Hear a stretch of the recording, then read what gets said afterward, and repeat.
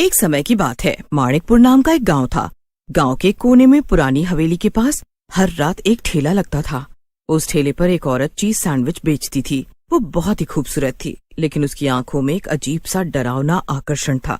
पर भूख और स्वाद के लालच में कुछ लोग ये बात भूल जाते थे और अक्सर वहाँ से सैंडविच खा लिया करते थे।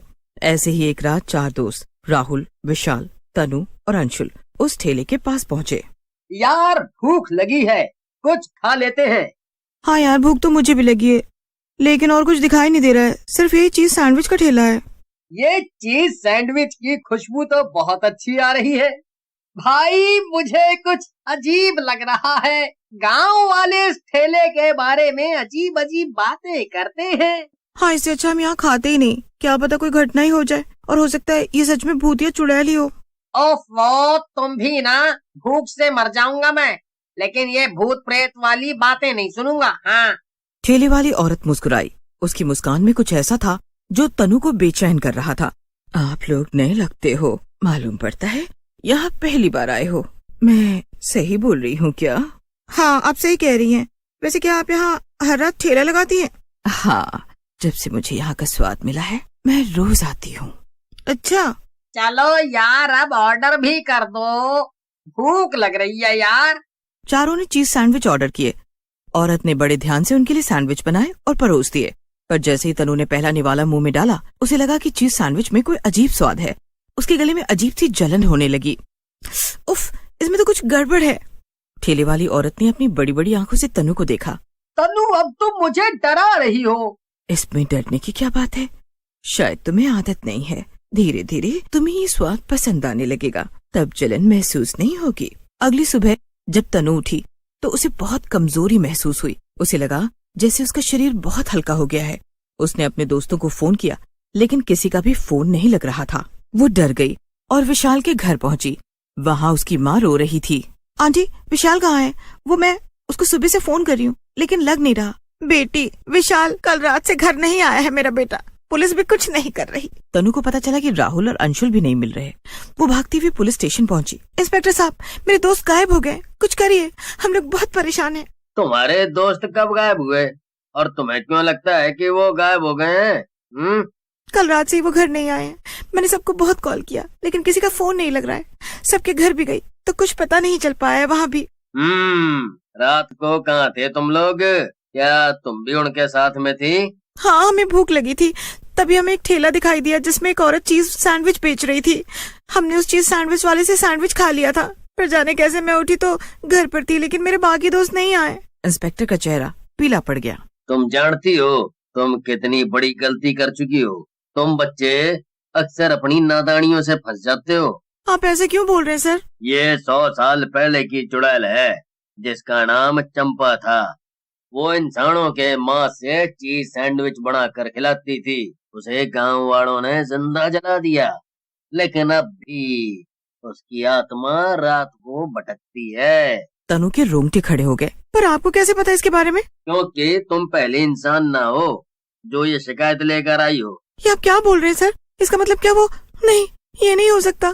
तो क्या मेरे दोस्त? क्या कोई उपाय है जिससे मैं अपने दोस्तों को वापस ला पाऊँ? प्लीज सर, मेरी मदद कीजिए। अगर वो अब तक जिंदा है तो हमने जल्दी करनी पड़ेगी, तब हम उनको बचा सकते हैं। चलो, आप हमें लेके चलो वहाँ जहाँ आपने चुड़ैल को देखा था।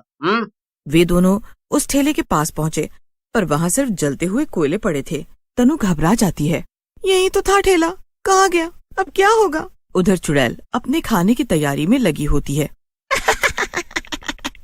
आज तो 3 लड़के एक साथ ही खाने को मिल गए। पिछले कुछ महीने से तो मुझे भूखे ही रहना पड़ रहा था, क्योंकि ये गांव वाले बहुत ज्यादा समझदार हो। मैंने तो पहले ही कहा था, चलो यहाँ से, अब सब फंस गए ना। तुम शहरी बात कहाँ मानते हो किसी की?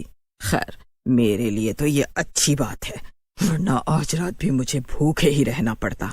हम यहाँ सैंडविच खाने आए थे और तुम हमें ही अपना खाना बनाना चाहती हो। देखो, तुम हमें जाने दो, हम तुम्हारे लिए और बेहतर खाना लेकर आएंगे। मुझे पागल समझा है क्या, जो मुंह का खाना जाने दूं? मेरा हमेशा से एक उसूल रहा है, मैं कभी भी लड़कियों को अपनी दावत नहीं बनाती। मुझे लड़कों का मांस ज्यादा पसंद आता है। मुझे शौक है और उसमें स्वाद भी मुझे ज्यादा आता है। वो सब तो ठीक है, लेकिन अगर हम तुम्हें ये विश्वास दिलाएं कि हम हमसे मोटा और बेहतर मांस खिलाएंगे, तो क्या तुम तब हमें जाने दोगी? तुम लोगों ने मुझे समझ क्या रखा है? बहुत हो गई तुम्हारी बकवास। मैं जा रही हूँ कुछ मसाले लाने। तब तक तुम रहोगे इस कुएं में। जब तक मैं यहाँ नहीं आ जाती तब तक तुम इसी में पड़े रहोगे। यहाँ कोई आता जाता भी नहीं है जो तुम्हारी मदद करेगा। जैसे ही चुड़ैल उनको कुएं में डालती है तो वो बेहोशी की हालत में हो जाते हैं और चुड़ैल इतना बोलकर वहाँ से चली जाती है। वो आपस में बेहोशी की हालत में बात करते हैं। अगर हमें भूख नहीं लगी होती या अगर हम कोशिश करते थोड़ी देर अपनी भूख को रोक पाने की, तो आज हम इस बड़ी मुसीबत में नहीं फंसते। अब जाने क्या होगा हमारे साथ।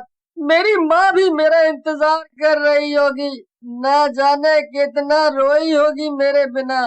भाई, सिर्फ तेरी ही माँ नहीं, हम दोनों की माँ भी उतनी ही परेशान होगी। मुझे तो बहुत डर लग रहा है। ये चुड़ैल हमारे साथ क्या करने वाली है? क्या पता या हमें जाने भी देगी या नहीं, या सच में हमें खाने वाली है। अब तो सिर्फ प्रार्थना ही कर सकते हैं, कोई चमत्कार ही हमें बचा सकता है। उधर इंस्पेक्टर और तनु उस ठेले का पता लगाने के लिए घूम रहे होते हैं, लेकिन तनु को सही जगह समझ नहीं आती जहाँ पर उसने वो ठेला देखा था। मुझे समझ नहीं आ रहा कहाँ गया उसका ठेला।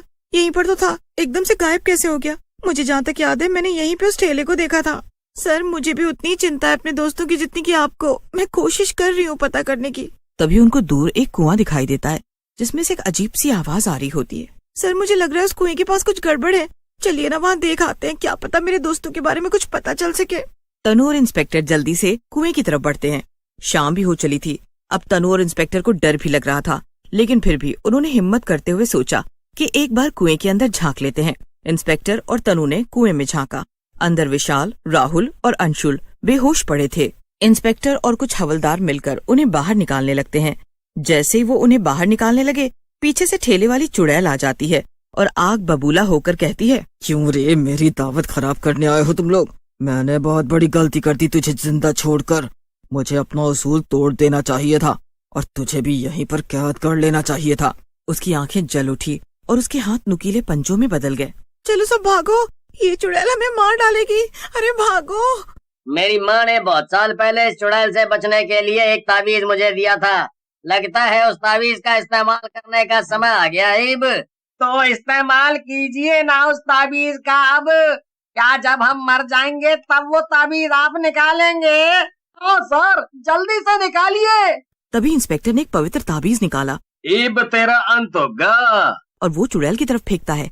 जैसे ही ताबीज चुड़ैल के ऊपर जाकर गिरता है, एक अजीब सी चिंगारी निकलती है।